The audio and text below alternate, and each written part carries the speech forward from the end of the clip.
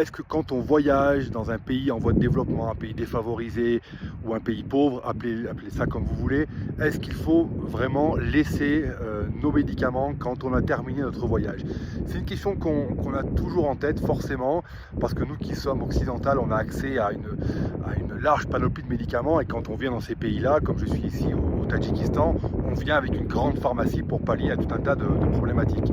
Forcément, quand le voyage est terminé, heureusement, j'espère pour vous, tous les médicaments n'ont pas été utilisés, donc on se dit, bah tiens, si on les laissait sur place aux populations de façon à ce qu'elles puissent continuer à s'en servir.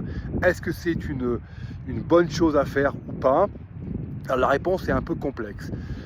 Moi, ça m'est arrivé déjà, notamment ici au Pamir, dans les montagnes en 2023, d'être sollicité par des bergers qui voulaient des médicaments, donc c'est difficile de leur refuser.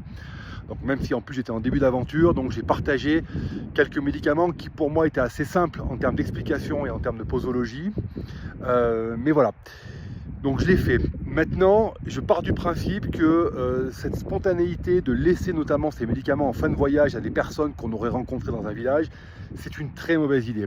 Pourquoi? Parce que déjà les notices sont en français. Ils n'arriveront pas à les lire, même si elles étaient dans leur langue, je ne suis pas sûr qu'ils les liraient.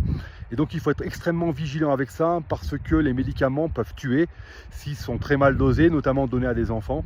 Donc ça peut être extrêmement grave, ça peut avoir l'effet inverse escompté.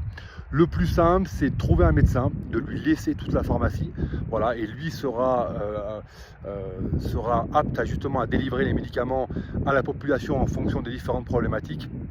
Mais en dehors de ça, c'est malheureux comme ça, mais c'est préférable de ramener les médicaments en France et de ne pas les laisser à n'importe qui, justement pour éviter les accidents. Voilà, et bien écoutez, maintenant si vous avez des commentaires par rapport à cette vidéo, des expériences, n'hésitez pas à enrichir cette idée. Voilà, c'est pas du tout quelque chose de dogmatique, on est là aussi pour faire avancer notre façon de voyager.